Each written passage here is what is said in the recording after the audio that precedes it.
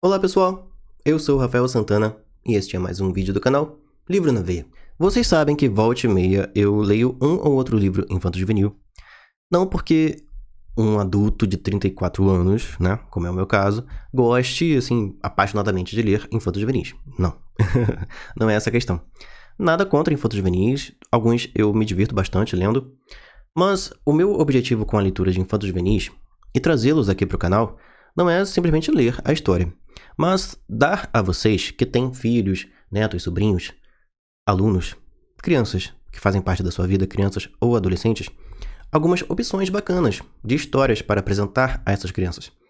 Quando eu trabalhei numa livraria, aqui na minha cidade, São Gonçalo, todos os dias eu atendia mães, avós, tios, professores, pais que queriam uma indicação. Ah, me indica um livro que a garotada, né, gosta, que eu preciso dar de presente e tal. E aí, quando eu comecei o canal, eu pensei, será que os meus inscritos terão esse mesmo pensamento? Será que eles também dão livros de presente para crianças e adolescentes que fazem parte da vida deles e volta e meia ficam em dúvida de qual é o livro bacana e tal, que tem uma mensagem legal para passar para suas crianças e adolescentes, certo? Com esse pensamento, se tem pessoas ou não com esse tipo de necessidade de conhecer histórias que sejam bacanas para indicar e comprar, dar de presente para a garotada, é com esse pensamento de dar esse suporte para essas pessoas, como eu faria se eu estivesse na livraria trabalhando, né, e atendesse alguém que quisesse uma indicação de leitura para a garotada, que eu leio infanto-juvenis. Porém, eu tenho dois critérios para indicar um livro infanto-juvenil e dizer que é um bom infanto-juvenil. São critérios que eu uso nas leituras que eu faço, nas indicações que eu dava na livraria e continuo, né, passando para as pessoas. E são preocupações e pensamentos que eu tenho com os meus próprios livros também. Um livro infanto-juvenil, e qualquer livro, tá? Qualquer filme, série, para mim, tem que ser um entretenimento, em primeiro lugar. Tem que ser uma história que vai divertir, entreter, cativar, causar momentos agradáveis, de felicidade na pessoa que está lendo. Porque, ao contrário de adultos, crianças e adolescentes não leem para ficar refletindo sobre a vida, etc, etc, tá? Algumas talvez sim, que sejam mais maduras, mas a grande maioria não. Ela quer viver emoção, né? Ter sentimentos bacanas, quer dar uma risada, quer se envolver, quer viver uma aventura, certo? Um mistério, um romance.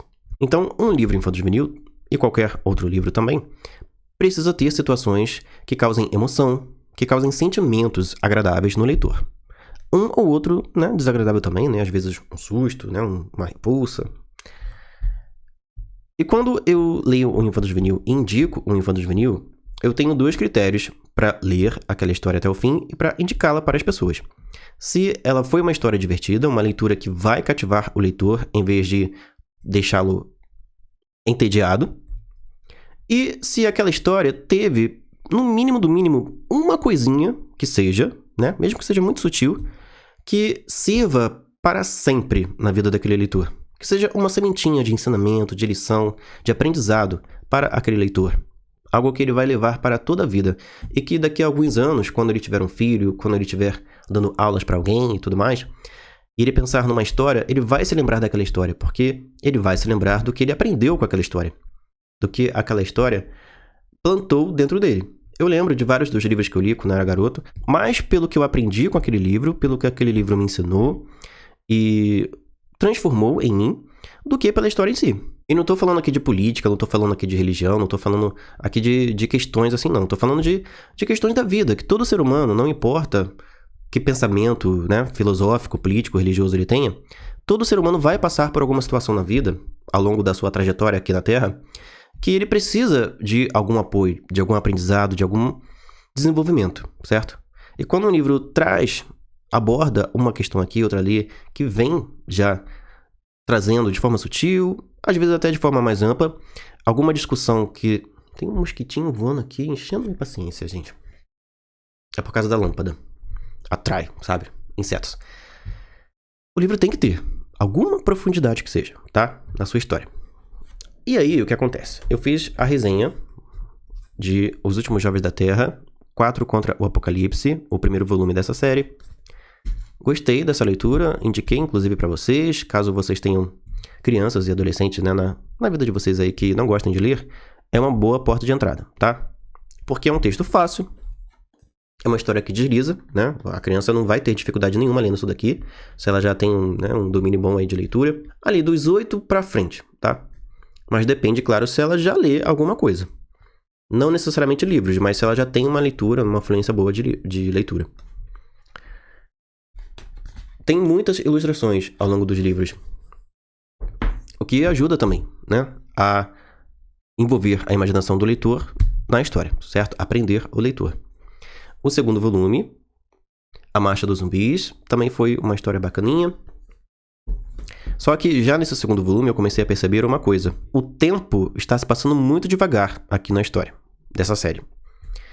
A distância de tempo entre um livro e outro é muito curta. E os personagens praticamente não amadureceram nada de um livro para o outro. Não digo nem amadurecer de ficarem mais velhos, digo amadurecer mesmo de mudarem o pensamento deles, certo? De terem aprendido algo que os transformou, que os deixou melhores, certo? E aí eu li o terceiro volume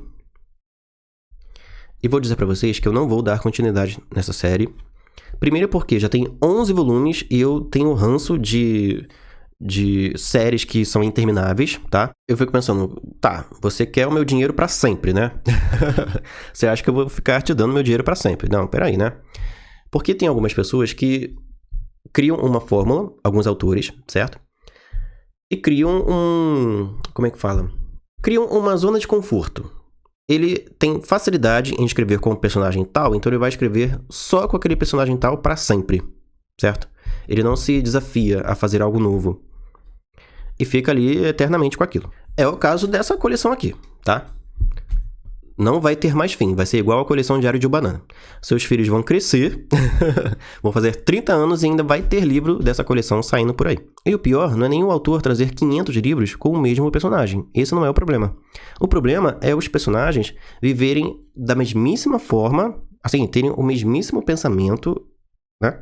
Não evoluem, não crescem, não amadurecem ao longo desses tantos livros. Esse que é o problema. E é o que estou percebendo aqui com essa coleção, tá? Por isso eu decidi não continuar lendo, tanto porque não é pra mim essa série, e também porque se for pra eu indicar livros pra vocês, eu vou procurar livros infanto-juvenis, no caso, né? Que tem, sabe, uma profundidade a mais, né? Que não seja uma coisa muito rasa, que é o caso dessa coleção aqui, tá? Não é ruim a história, os personagens são legaizinhos, o texto também é legalzinho e tal, mas fica só nisso. É só uma série legal. Não é uma série assim que daqui a 10, 15 anos, não sei, né? Vai da cabeça de cada um. Mas, por exemplo, se eu tiver lido outras coisas muito melhores, com certeza vou indicar essas outras coisas. Não vou indicar isso daqui. Já tem tanta futilidade, tanta coisa que imbeciliza os nossos jovens, os nossos adolescentes, nossas crianças, tantos desenhos animados, músicas, né? Que não agregam em nada. Nos livros, pelo menos, certo? A gente tem que buscar histórias que tenham, né, alguma coisinha a mais, que tenha, sabe, um tchan. Que sejam divertidos, que sejam envolventes, cativantes, mas que tenham também alguma coisa que a criança vai levar pra vida. Mas vamos para a história de O Rei dos Pesadelos, que basicamente é o seguinte. Aqui, nossos personagens principais, essa garotada aqui na frente, ó. O Jake Sullivan, que é o protagonista, esse camarada aqui, tupetudo. A June, o Dirk e o Quinty. A June é a garotona, né, fodona, que não precisa de nada nem de ninguém, né, ela se garante. O Dirk é um valentão, que não é tão valentão assim, né, é fortão, mas é gente boa. E o Quinty é o amigo inteligente, que cria várias parafernálias aqui fantásticas, certo? E tem o Hoover, acho que é Hoover, que é o canzarrão aqui, o monstrengo, que virou amigo do Jake. Eles ainda vivem na cidade, Wakefield, que foi dominada por zumbis, e que também foi dominada por monstros. Tem monstros bacanas, gente boa, que surgiram aqui na história no segundo volume, vindos de outra dimensão e tal, que um vilãozão aqui, chamado Hisoki, quis controlar a Terra, mas não conseguiu. Mas tem monstrengos também barra pesada, como esse daqui, ó, que é o vilãozão do livro. E aí a gente vai acompanhando a rotina deles, certo? Que, como adolescentes, que não tem pai, não tem vizinho, não tem outros amigos, porque eles são os únicos humanos vivos na Terra, até onde eles sabem, eles precisam ficar criando situações e divertimentos eternos para não morrerem de tédio, certo? E não pirarem também. E aí, uma das coisas que eles estão fazendo aqui no começo do livro é um Mario Kart ao vivo e a cores, em carne e osso. Eles criaram seus próprios veículos, certo? E estão numa corrida ali pela cidade, com obstáculos e tudo mais, com altas aventuras. Até que eles passam em frente ao Corpo de Bombeiros, a sede do Corpo de Bombeiros. E lá eles escutam vozes que são vozes humanas. Não são vozes de monstros nem de zumbis. E eles pensam assim, tem gente ali dentro? A gente tá aqui há tanto tempo e não viu essas pessoas? Eles então vão até lá. E quando eles entram, eles encontram duas coisas. Encontram esse monstrengo, que tem um nome específico aqui. Deixa eu ver aqui pra vocês. Aqui, ó. O Rei Monstro Alado. Essa criatura estava lá, esperando por eles. E lá também havia um rádio comunicador. Deixa eu ver aqui a ilustração dele. Que era de onde estavam saindo aquelas vozes. E aí eles pegam aquele rádio comunicador. Perdi a página aqui, tá, gente? Não estou achando a página aqui que tem a ilustração, mas não importa. É um rádio comunicador pelo qual humanos de outro lugar, de outra região, que estão vivos, tecnicamente estão vivos, aparentemente não é uma gravação, a pessoa está falando ali naquele momento, está tentando se comunicar, só que eles não conseguem entender qual é a mensagem. Então eles pensam, vamos, de alguma maneira, ampliar o alcance que esse rádio tem. Então eles vão ali pela cidade procurar instrumentos, né, objetos, materiais que eles possam criar uma espécie de antena, alguma coisa ali que amplifique o alcance daquele rádio, para que eles entendam qual é a mensagem que está sendo transmitida por ele. Só que o Jake começa a pensar assim, ele é órfão, no caso, né? Ele não tem família. Ele até tinha pais adotivos, mas eles foram embora, largaram ele para trás quando o apocalipse zumbi aqui começou.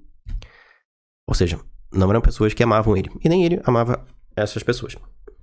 Os seus amigos, no entanto, têm famílias, têm pais, têm amigos, certo? Parentes, que eles não sabem, não têm notícias deles. Então vai que eles estão vivos em algum outro lugar.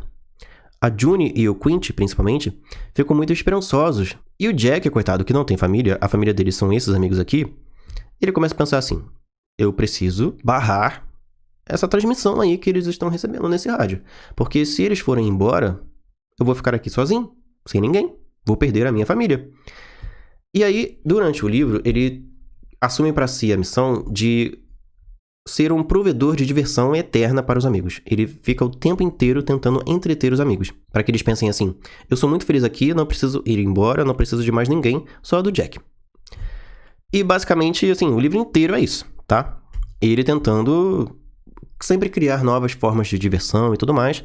No meio do caminho aparece um monstro aqui, um zumbi acolá, até que eles vão a um parque de diversões que tem na cidade, e é lá, mais pro final do livro, que a coisa realmente acontece, tá? Que a ação e a aventura realmente acontece aqui.